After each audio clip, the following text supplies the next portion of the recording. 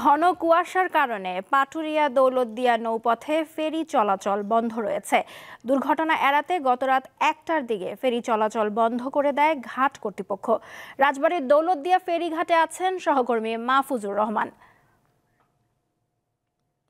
মাহফুজ, কখন নাগাদ ফেরি চলাচল শুরু হতে পারে আর এই মুহূর্তে কুয়াশা কেমন দেখছেন? নওশীন, আপনি যেমনটি বলছিলেন, আমি এই মুহূর্তে অবস্থান করছি দেশের দক্ষিণ অঞ্চলের ২১ জেলার প্রবেশদ্বার দৌলতদিয়া পাটুরিয়া নৌ রুটের দৌলতদিয়া ঘাট প্রান্তে। আমার পিছন সাইডে কিন্তু দেখতে পাচ্ছেন এই মুহূর্তে কিন্তু কুয়াশার ঘনত্ব কমে আসেনি। আমরা সকাল থেকেই লক্ষ্য করেছি দৌলতদিয়া ঘাট প্রান্তে নদী পারের অপেক্ষায় কয়েক শত পণ্যবাহী ট্রাক এবং অর্ধশত যানবাহন রয়েছে নদী পারের অপেক্ষায়। এখানে যাত্রীবাহী বাসের সংখ্যাও আমরা দেখেছি। যাত্রীবাহী বাসে যারা যাত্রী রয়েছেন তারা কিন্তু এই ঘন কুয়াশার কারণে দীর্ঘ ৮ ঘন্টা ৯ ঘন্টা ঘাট এলাকায় অবস্থান করছেন। খোলা আকাশের নিচেই কিন্তু তারা অবস্থান করছেন এবং বাসের যারা যাত্রী রয়েছেন, বয়স্ক এবং শিশুরা রয়েছেন, তাদেরকে নিয়ে চরম দুর্ভোগের শিকার হচ্ছেন বাসের যাত্রী এবং চালকেরা। আরেকটা বিষয় একটু জানিয়ে রাখার চেষ্টা করি, দৌলতদিয়া ঘাটের বিআরডব্লিউটিসি দৌলতদিয়া ঘাট ব্যবস্থা কাছ থেকে আমরা যেটা জানতে পেরেছিলাম যে ঘন কুয়াশার কারণে শুক্রবার দিবাগত রাত ১টা থেকে দৌলতদিয়া পাটুরিয়া নৌ রুটের ফেরি চলাচল বন্ধ ঘোষণা করা হয়।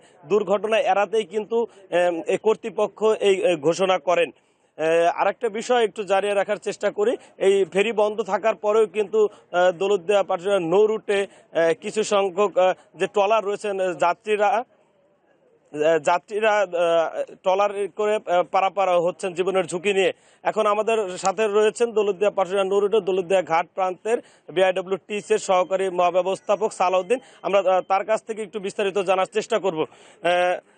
এই ফেরি কয়টা নাগাদ চালু হতে পারে এই রুটে আমাদেরকে জানাবেন।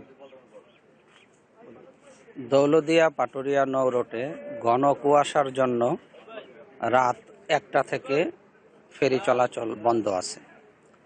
এখনো ফেরি চলাচল শুরু হয়নি। কুয়াশা কেটে গেলে ফেরি চলাচল স্বাভাবিক হবে। কিছু গাড়ি পারাপারের জন্য অপেক্ষমান আছে।